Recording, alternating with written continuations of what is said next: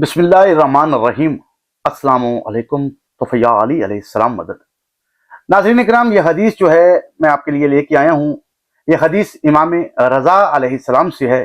और इमाम रज़ा अलैहिस्सलाम के एक सहाबी हैं, मुअम्मर बिन खलाद। मुअम्मर बिन खलाद रवायत करते हैं कि इमाम रज़ा अलैहिस्सलाम ने इस आयत को तलावत किया।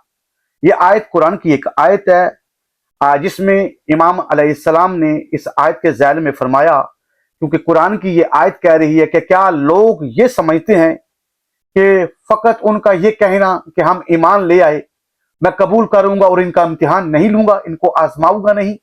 तो इमाम अलैहिस्सलाम ने फरमाया हरगिज ऐसा नहीं, अल्लाह इनका इम्तिहान हर हाल में लेगा। मैंने अर्ज किया कुर्बान जाऊं, हमारी नजर में तो इससे मुराद दीन में फितना है। इस पर इमाम अलैहिस्सलाम ने फरमाया लोगों को इस तरह आजमाइश की भट्टी में डाला जाएगा जैसे सोने को आग की भट्टी में डाला जाता है। फिर फरमाया इन्हें इस ही तरह खालिस किया जाएगा जैसे सोने को आलाई से पाक किया जाता है।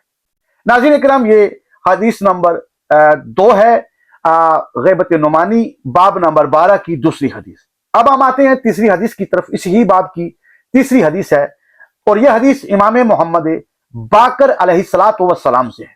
इमाम बाकर अलैहिस्सलाम से मरवी है, आप अलैहिस्सलाम ने इरशाद फरमाया बेशक तुम्हारी इस हदीस से लोगों के दिल कांप जाते हैं और वो इसे पसे पुष्ट डाल देते हैं, लिहाजा जो तुम्हारी बयान करदा हदीस का इकरार करे उससे मजीद बयान करो और जो इसका इनकार कर दे उसे इसके हाल पर छोड़ दो। बिलाशुबा एक फितना लाजमन खड़ा होगा जिसमें हर दोस्त ओ हमराज साथ छोड़ जाएगा, हत्ता कि वो भी चला जाएगा जो बाल की खाल निकालता है, बलाखर हम और हमारे शिया ही बाकी रह जाएंगे। नाज़रीन इकराम, यकीनन आपने इन दोनों हदीसों को मुलाहिजा किया।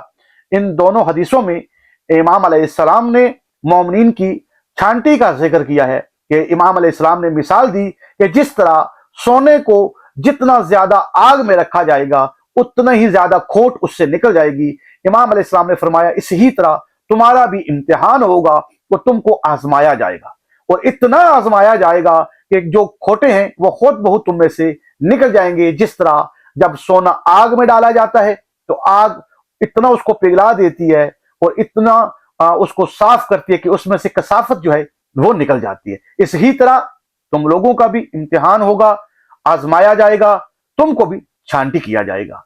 तो नाज़रीन इकराम, बहुत से लोग इस छांटी में इमाम अलैहिस्सलाम ने फरमाया कि निकल जाएंगे और दीन खालिस बाकी रह जाएगा।